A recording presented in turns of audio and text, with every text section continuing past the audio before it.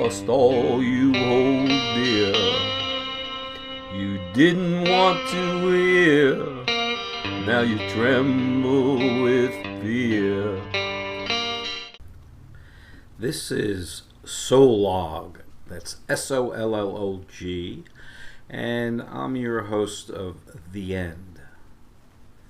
TheEnd.com is TheEend.com. That's 3 E's in The End.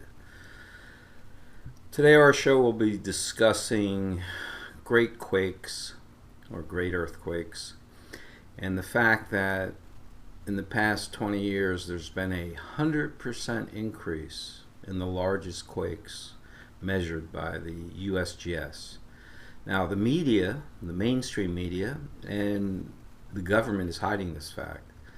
You read the information they put out, they'll say there's no significant increase.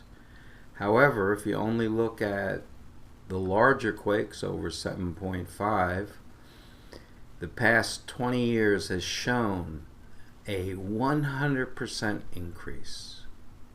You can run the reports from the databases of USGS yourself. My site about great earthquakes and my earthquake prediction model is at greatquakes.com. That's greatquakes.com. Now, I call what other scientists call the ring of fire the triangle of fire. The triangle of fire is created from a spot at the northern tip of Alaska, goes down to South America. So that line runs along all the coastal areas of North America, Central America, South America. They're pretty much on a straight line, the coasts, once you find the solstice line cap at the top of Alaska. Then from the top of Alaska to the Great Quake in 2004, that location, that creates another line that forms the triangle of fire. And that line pretty much goes along all the coastal areas in Asia. So when you look at the maps, it's not obvious that there's two lines that the coastal areas are following. Now we put the bottom line to form the three sides of this triangle of fire, and it runs just a little north of Australia to where all the activity's happening in Indonesia, the Solomon Islands, etc. It goes across the Pacific Ocean through Easter Island, and it connects in South America. Now, if you look at the 150 years of data for the largest type quakes in the world, which are 8.5 quakes, you're going to find out that of all these quakes, there's only been 20 in the past 100 plus years of that size. I mean, these are the biggest quakes there are, roughly 2 a decade in the 8.5 range. So when we have this data and we start graphing them, 19 of the 20 are on one of these three lines. So it's not a ring of fire, it's a triangle of fire. These super quakes are all hitting three lines 95% of the time. So I'm the first scientist that can say with 95% accuracy where the next super quake, 8.5, will strike with a 95% accuracy level. It's going to be on one of these three lines. So the circle doesn't do justice to how exact these quakes are. And these quakes are connected to what's known as solstice lines or solstice energy. A lot of ancient monuments are built along these lines. South America, you have a lot of monuments along this area in Peru. Central America, Mexico, right next to the pyramids in Mexico are on this solstice line that connects South America and North America. Asia, there's monuments along those lines.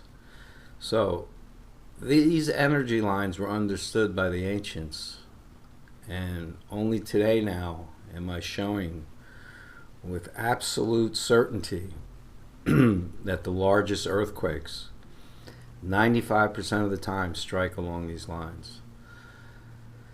Now, the other thing that I've done, unlike other earthquake analysts or scientists that study the geology and the movements of the earth plates, is I've shown that since 1995 there's been a huge uptick in the largest quakes all around the world. It's not that there's more equipment, it's not that there's better equipment. The largest quakes have been tracked for almost 150 years with seismographs. They're felt all over the world when they happen. So yes, we have more seismographs, but they've been around in quantity for, pretty much the past 100 years. And definitely since the 1940s, there's been a plethora of seismographs that have been able to detect very accurately the magnitude of large quakes anywhere in the world. So the number is increasing. Now, what does that mean? Well, the largest quakes produce tsunamis. And the last tsunami that wreaked havoc was what hit Fukushima, March 11th. Now, I warned of that event, that on March 11th, a horrific event could take place.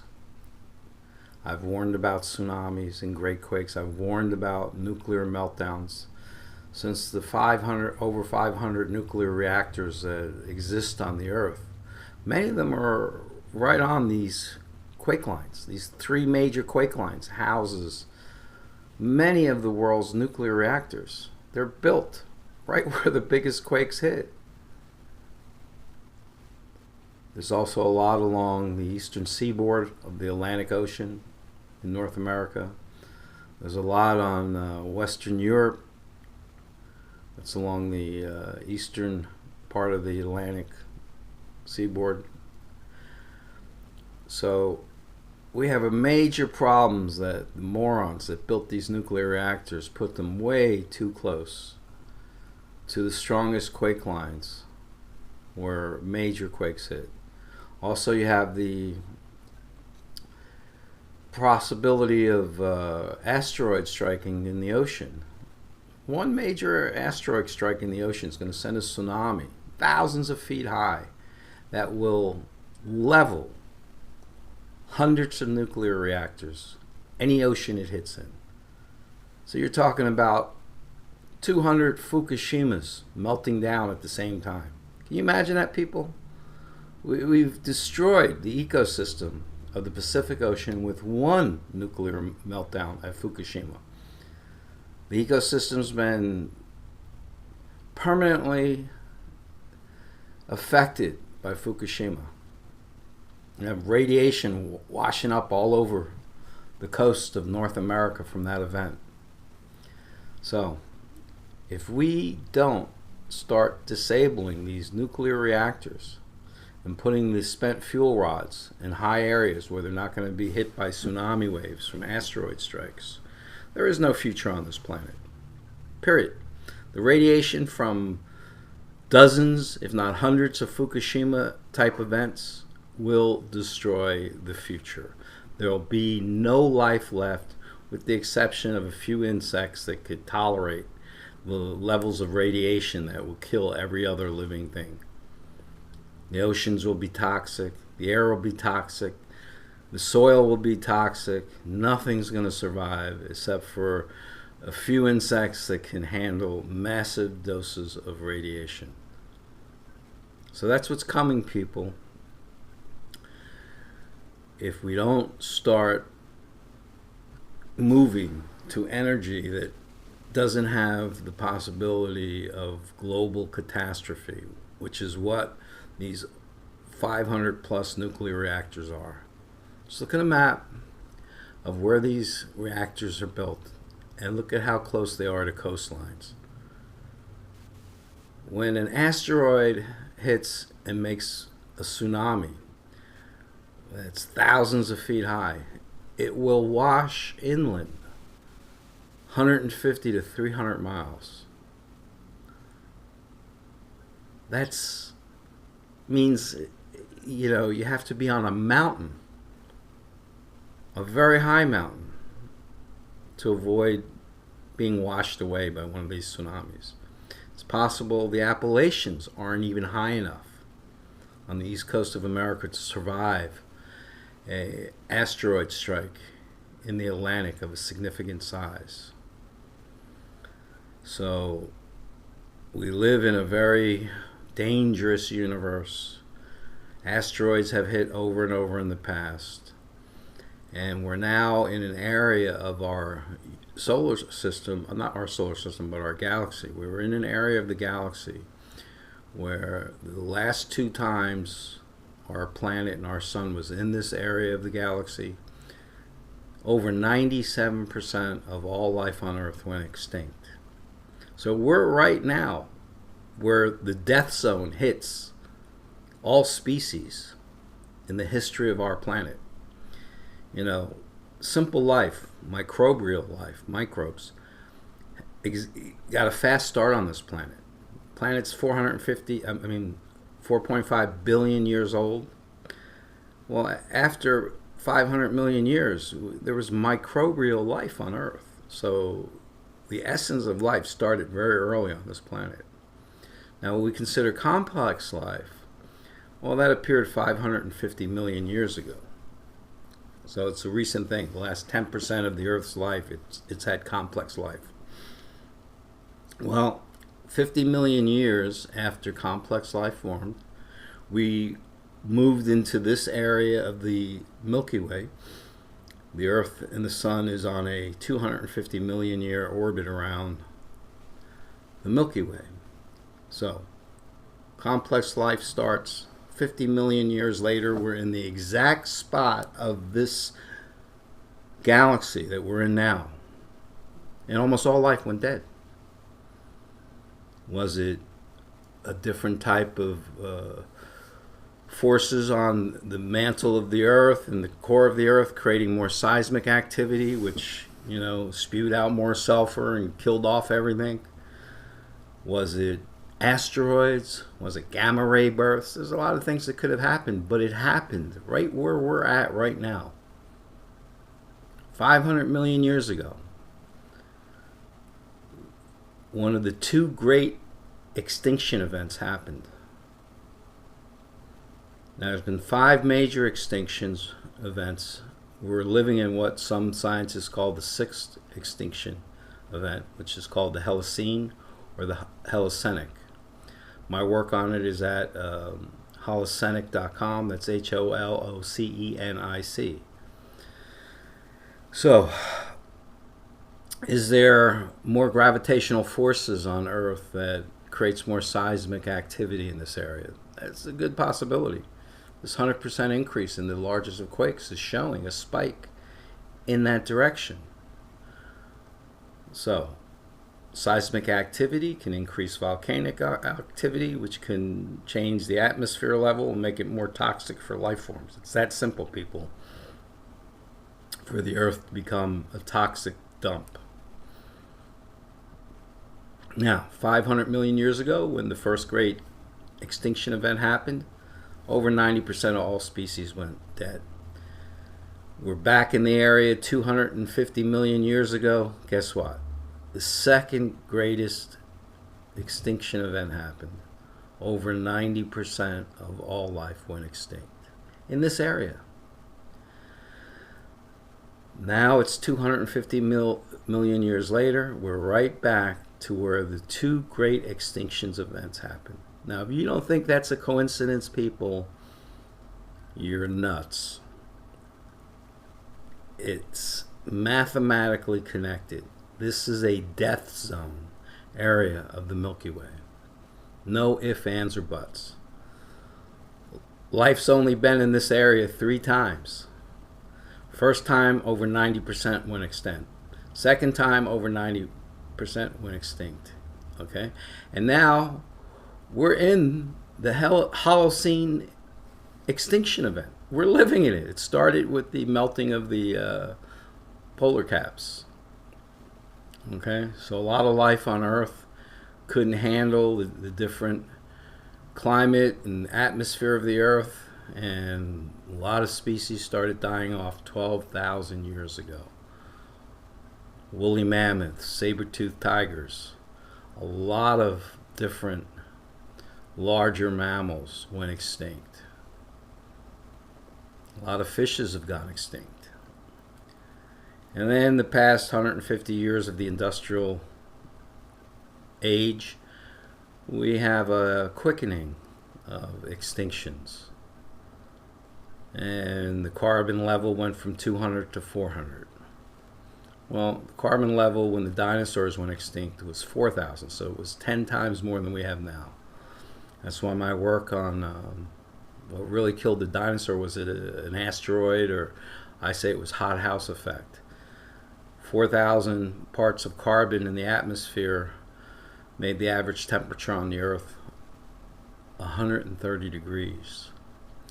So if you couldn't bury or burrow into a hole for most of the day, you fried on the surface of the Earth, period. That's what killed all the larger mammals on Earth. It wasn't a dinosaur. I mean, it wasn't a asteroid. Asteroid impacts happen all the time, and it might be that they happen a lot in this area of the universe. And with our nuclear reactors on the coastlines, the next major asteroid strike would be catastrophic for this planet. It's going to become a death planet.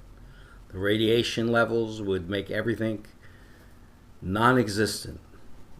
I don't care what the life form is that's walking around on the Earth or swimming in the oceans. Okay, we have dozens or hundreds of nuclear reactors melt down like Fukushima. There will be nothing left. Now, people, Quakes.com has a lot of information, some videos. My book is there. Read it. It shows you how to go to the USGS database, how to do your own searches. And you can put in a date. Okay, let's see, 1975 to 1995. How many quakes over 7.5 were there? It'll give you a list and a number. And then you run the same search. 1995 to 2015. And when you see 100% more quakes in that large quake range, you're going to understand how the major media and the governments are all hiding this information from you. They don't want you to panic. They don't want you to know that the planet's being torn apart in this area of the galaxy. You know, it wasn't that long ago. The continents didn't even exist.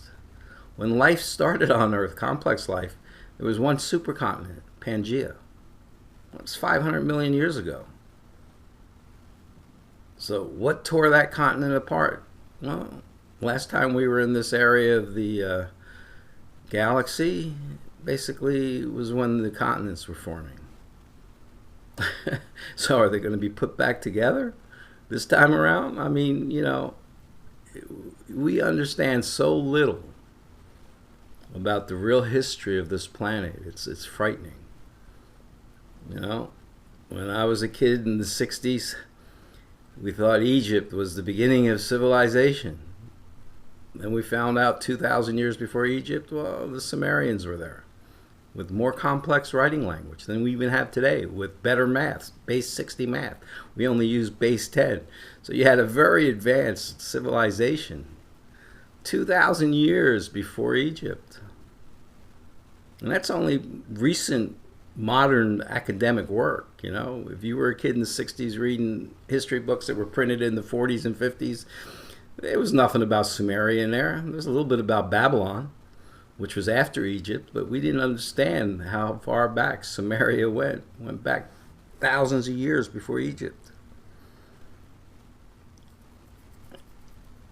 And now we have temples being found, in Turkey that are double the age of Samaria.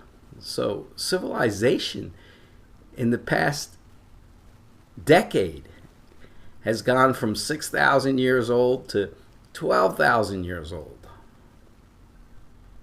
Imagine that. In my lifetime, I've seen civilization go from 4,000 years old to 6,000 years old to now 12,000 years old. We had very complex societies building temples with monolithic stones, artwork, very civilized people. And in that period, 12,000 years ago, when the Ice Age ended, well, you could walk across Florida to Cuba. That's how low the oceans were. You could walk across Asia to North America. Okay? So all that water was tied up in the polar caps. And the coastlines were 150 miles out further than they are today. So the civilizations that existed 12,000 years ago were most likely built along coastlines like we are today. And when the polar caps started melting 12,000 years ago and the oceans increased hundreds of feet, all evidence of civilization that was built along those coastlines disappeared. It's all underwater. They're finding new cities every few years under coastlines. So they go out off the coast of Japan. Oh yeah. Amazing structures were built. Very complex, huge stone structures. Buried underwater. So the coastlines have changed with the melting of the caps, and the melting of the caps are going to probably continue for a while, till eventually it creates another ice age when the salinity of the ocean gets affected to the point that the jet streams in the water change radically, so that Europe isn't getting fresh hot water from the tropics. That's what happens when an ice age begins, that the conveyor belt of the Atlantic changes so that the European area no longer gets warm tropical water, and an ice age comes on pretty quick. So that's what we're heading to eventually, another ice age. But in the meantime, we have global warming. Whether it's being done due to man or it's just a cycle, well, it's a cycle that's been enhanced by man. So no one can really say that all this extra carbon we've put into the air that's increased the hothouse effect isn't helping global warming. It might not be created just because, the ice ages come and go. I mean, it's a great cycle. And we're in this super cycle of the Milky Way, 250 million years. So we're due for over 90% of species to go extinct, like the last two times it happened when we were in this area. Now, getting back to earthquakes, since 1995 I've been predicting dates, locations for the largest type quakes.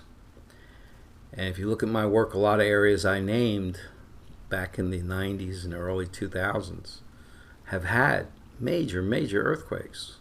A lot of areas I named and warned of. Even Christchurch. When I said there was going to be an earthquake in Christchurch, New Zealand, everyone laughed in the 90s. No earthquakes there. And bang! They had a significant quake all of a sudden after I started warning of it. Okay? So, earthquakes are predictable. I can say with absolute 95% accuracy, the next superquake, 8.5 or larger, will be on the three lines of the Triangle of Fire. All right? Now, there's a lot of morons out there like James Randi, his Skeptic Society. he had an offer, prove paranormal ability. Well, guess what? I challenged him. I said, look, I'll do an earthquake prediction that no other scientist can do. And he wouldn't take the action. He made up every excuse saying that, my religious name's not my real name and this and that, but he wouldn't put his fake $1 million offer up for me to give him a quake prediction that I would have hit, because I understand quake phenomena better than any scientist ever has. And I'm also psychically inclined. So a lot of my work is based on sound academic research, and a lot of it's just gut intuition, psychic ability to see patterns, to see dates, to see locations. And all that work I did in the 90s and early 2000s manifested with me discovering these 3 super quake lines. The data is there. Everyone's looking at it, and no one else saw the connection between 19 out of 20 of the largest quakes in the past 100 and something years. I'm the guy that found it. I see the patterns. So finding patterns in apparently random data, that's the definition of IQ. My IQ's off the chart, people. That's why I see things that no one else sees. I see the patterns. They say ring of fire, I say bullshit. It's a triangle of fire. 19 out of 20 quakes of the largest in the past over 100 years hit these 3 exact lines. I'm the guy that found that. Just like my work in physics, theory E. In the future, Newton, Einstein, Hawking, they're considered clowns, people. They led you down paths that kept you ignorant of real physics. Newton, mass attracts. Then why doesn't the mass of the earth attract the mass of the atoms of gases? Gases should be overwhelmed by the mass of the earth. Instead, they float off into space. If it wasn't for our ionosphere, there'd be no atmosphere on Earth. The ionosphere, an electrical field, keeps the gases in our atmosphere. And that comes from our active core. When the core of Mars died, that's why they lost their atmosphere. So Mars, when they had an active core creating an ionosphere on Mars, it had a plush ecosystem. It had water, it had oxygen, gases, carbon, etc. So mass does not attract the way the universal law of Newton said. Gases proves that, people. Einstein, he's a joke, man. Absolute joke. E equals MC squared. First of all, read his papers. He never wrote that theory. That theory existed before that clown did his first paper. And guess what? All it is a math loop. It's an infinity loop. So Einstein created a practical joke that morons bowed to. Just like Tesla said. Tesla said Einstein was bullshit. It's all electrical energy. That's what I say. Just like Tesla. Look, gravity is an electrical force. It has nothing to do with mass. You look at the gravity of the moon and the gravity of the earth.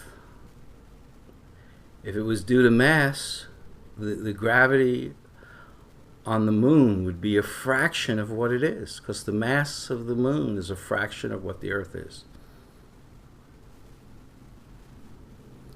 But yet the gravity is more related to the electrical energy of the core. So that was a concept that Tesla kind of hinted at, that I fully evolved in theory E. Theory E, the letter E, like everything. You go to theoryE.org and you can read how I'm rewriting the law of physics. Just like I'm rewriting the laws that you can actually make quake predictions. So go to earthquakes.com and you'll see my predictions, such as the next great superquake over 8.5 will be on one of these three lines. The quake that leveled Fukushima was right on the line. The 2004 tsunami quake, Indonesia, right on the line. The largest quake in recorded history, the year I was born, a few weeks before I was born, Peru, 9.5, bang, right on the line. The Great Easter Quake up in Alaska, right on the line. The Great Mexico City Quakes, right on the line. So these things are happening over and over, people, and all these scientists are too blind to see the pattern. Their IQ isn't high enough to see the pattern in the data. I see the patterns. That's why I formed my first think tank at a young age, because I was in a think tank, theorizing 6 and 10 dimensional computer code. And the faculty's bowing to me like, you just rewrote the laws of everything. Made Einstein look like a moron. This is what was said to me in the 70s. The stuff I was theorizing. Okay? So, quakes are predictable. They create tsunamis. We have nuclear reactors near where these quakes and tsunamis will be happening. So, get rid of all these nuclear reactors. That's the main problem. You see my green energy deal at a couple decades ago. I put it out. It's called GREPA, GREPA.org. Global Renewable Energy Agreement Production, Global Renewable Energy Production Agreement. So GREPA.org. First politician that's really aligned herself towards it is the little girl up in New York, Alexandria Ocasio-Cortez. She's the first politician to understand we have a major problem here with energy. Not as much the carbon as it is the nuclear reactors. Nuclear reactors are a death sentence for the future generations on Earth. So we have enough of a problem being in a death zone without having nuclear reactors all over areas that are prone to tsunamis and earthquakes. So go to my site, people, greatquakes.com. Start educating yourself on earthquake phenomena. Realize the government and the major media is hiding the 100% increase to you. Then go to my other sites, SOLLOG.com, SOLLOG.com. You can go to the site for this podcast, VN.com with 3 E's, THEEEND.com, the end. Anyway, people, it's been nice talking to you about my theories on quakes and Theory E and everything else. And I hope you have a fantastic day.